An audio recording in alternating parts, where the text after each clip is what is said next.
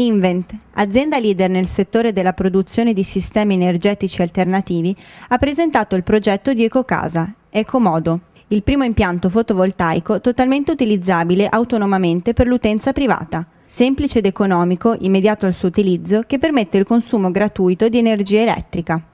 Ad illustrare il progetto Sante Bortoletto, direttore generale Invent, che ha trattato temi quali il futuro e il risparmio energetico nel nostro paese, attraverso la tecnologia e l'ingegno umano. Oggi vogliamo per la prima volta in Italia presentare un prodotto innovativo, un prodotto che non esiste sul mercato perché da oggi sarà disponibile il primo modulo a corrente alternata. Noi sappiamo che tutti i moduli oggi presenti sul mercato sono a corrente continua.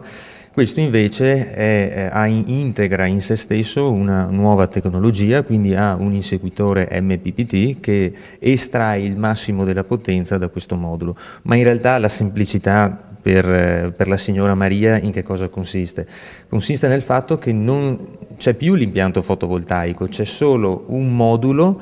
che avrà una semplice spina inserita alla presa di casa, produce energia elettrica e questo quindi per i fabbisogni andremo a tagliare i consumi di energia elettrica in fascia F1 che poi è anche quella più costosa. Ma la cosa interessante è che è disponibile a breve uno strumento che insegue praticamente i consumi di energia elettrica, quindi quando c'è necessità di energia si accende il primo modulo, poi il secondo, poi il terzo a scalata, quindi è variabile. A sottolineare l'importanza del gioco di squadre della vita e nella comunità, specialmente in questo particolare momento che l'Italia sta vivendo, Pietro Lombardo, direttore del Centro Studi Evolution. Abbiamo affrontato quanto sia importante accettare la sfida del cambiamento che la società d'oggi ci sta dando. Il cambiamento è repentino e dunque un'azienda che vuole stare ai tempi deve a sua volta avere dei processi di innovazione, delle strategie che riescono a seguire e addirittura ad anticipare quelli che sono i bisogni del mercato.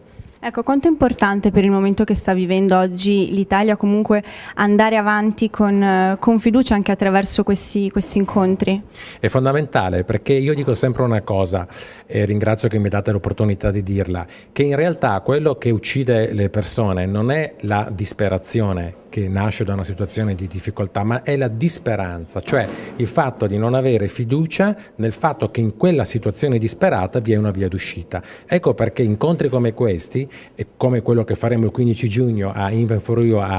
in Piazza Dipendenza San Donato di Piave, invito tutti coloro, soprattutto i ragazzi, le ragazze, anzi i genitori, anche se vengono spintaneamente, voi portateli lo stesso, perché poi vi diranno grazie, serve proprio per rinnovare quei valori che ci portano ad avere fiducia e un atteggiamento propositivo nei confronti delle difficoltà.